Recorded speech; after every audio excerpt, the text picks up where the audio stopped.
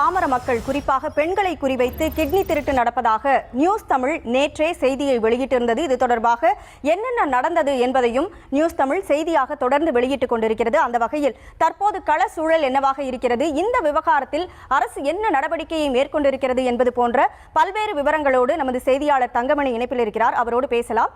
தங்கமணி வணக்கம். நேற்று இந்த விஷயத்தை பொறுத்த வரைக்கும் நியூஸ் தமிழ் முதல்ல இந்த கிட்னி திருட்டு தொடர்பாக பல்வேறு விஷயங்களை அம்பலப்படுத்தியிருக்கு ஆதாரத்தோட. இந்த சூழல்ல மாவட்ட நிர்வாகமாகட்டும் அல்லது அரசு தரப்பிலிருந்து என்ன மாதிரியான நடவடிக்கை இப்ப வரைக்கும் எடுக்கப்பட்டிருக்கு?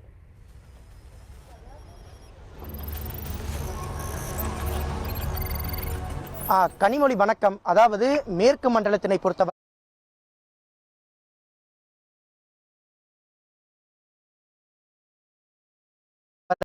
இங்கிருந்து அந்த பெண்களை அழைத்து சென்று, அதுவும் குறிப்பாக ரயில் மூலம் அழைத்து சென்று அவர்களை அங்கிருந்து அந்த கிட்னிகளை எடுத்து வருகின்றனர். குறிப்பாக இந்த பகுதியில் ஒரு சமூக ஆர்வலர் இருக்கிறார்.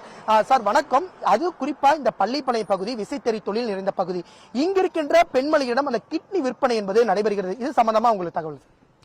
இப்ப பள்ளிப்பாளையத்தை பொறுத்த வரைக்கும் 91 இருந்து கிட்னி விற்பனை என்பது கிட்டத்தட்ட ஆயிரக்கணக்கான பெண்களிடம் ஆண்களிடம் எடுக்கப்பட்டிருக்கு.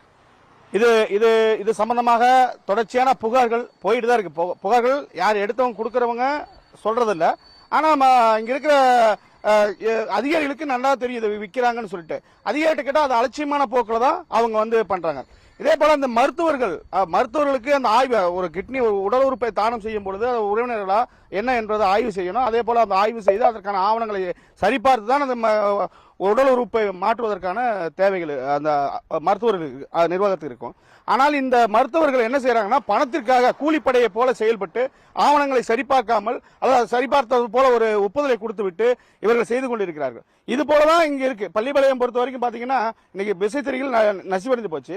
அவர்கள் அந்த விசைத்தறி கூடங்கள்ல வாங்கக்கூடிய முன்பணம், அதே போல கந்து வெட்டி, மீட்டர் வெட்டி, மைக்ரோ பைனான்ஸ் போன்றவற்றை பணத்தை வாங்கிட்டு அவர்களால் கட்ட முடியாத போது இந்த போல கிட்னியை விற்பதற்கான வேலைகளை தொடர்ந்து நடந்துட்டு. இது புரோக்கர்கள் என்ன பண்றாங்கன்னு சொன்னீங்கன்னா, ஒவ்வொரு பிளட் வகைக்கும் ஒவ்வொரு மாதிரி ரேரா இருக்கு. அது ரேரான கிட்னி கூட 50 லட்சம் 60 லட்சம் ரூபாய்க்கு வித்துட்டு இவங்ககிட்ட சொற்ப தொகை, இதுதான் நீங்களா சொல்றீங்க 5 லட்சம் தான் கொடுத்துருக்காங்க. ஒரு சிலர்லாம் 40,000 50,000 1 லட்சம் வரைக்கும் கூட வாங்கிட்டு வந்திருக்காங்க. அப்போ இவர்கள் புரோக்கர்கள் தான் அதிகப்படியான இந்த இதுல பணத்தை சம்பாதிக்கிறாங்க. இந்த உடல் உறுப்பை இழந்தவர்கள் இறுதி வரை அந்த ஒரு கிட்னி வச்சு இருக்கிறவங்க அவங்க சரியான வேலை செய்ய முடியாது. அவங்க என்ன ஆகுன்னு பாத்தீங்கன்னா, அவங்க இந்த கிட்னி வித்துட்டு வந்து அந்த கொடுத்த காசு அவங்க மருத்துவ செலவுக்கே அது சரியாயிடும். அந்த 5 லட்சம் நீங்க சொல்ற அந்த 5 லட்சம் ரூபா. ஆனா ஒரு சிலர்லாம் கொடுத்துட்டு வந்து மருத்துவ செலவுக்கு பத்தாம அதை கடன் கூட வாங்கி அவங்க செலவு பண்ணதான் இங்க பள்ளிப்பாளையத்தினுடைய வரலாறா இருக்கு. சரி, அதே சமயத்துல இப்ப கிட்னி ஒட்டிங்க கொடுக்கறாங்க, அவங்க வந்து புகார் அளிக்கிறதுக்கு முன் வர மாட்டேங்கிறாங்க, பயந்து கொண்டு இருக்கிறார்கள். அப்படின்னா அரசு மாவட்ட நிர்வாகம் எது மாதிரியான நடவடிக்கை எடுக்கணும்? ஒண்ணு நீங்க இப்ப நீங்க இன்னைக்கு நிர்வாகம், அந்த மாவட்ட நிர்வாகம் என்ன சொல்லணும், எங்கேயோ 1-2 நடக்கு. மாவட்ட நிர்வாகம் 1 லட்சம் ரூபாய் நாங்க அந்த கிட்னி எல்லாம் உங்களுக்கு தரணும் மட்டும் சொல்லி பாருங்க. ஆயிரக்கணக்கான புகார் பள்ளிப்பாளையத்தில் வந்து நிற்கும். 1 லட்சம் ரூபாய் தரேன்னு சொல்லி ஒரு அறிக்கை மட்டும் கொடுக்கட்டும், அவங்க வந்து உடனே வந்து கொடுப்பாங்க. ஏன்னா அவ்வளவு இங்க கிட்னிகள் விற்பனை ஆகிக்கிட்டு இருக்கு, திருட்டுக்கடை இருக்காங்க.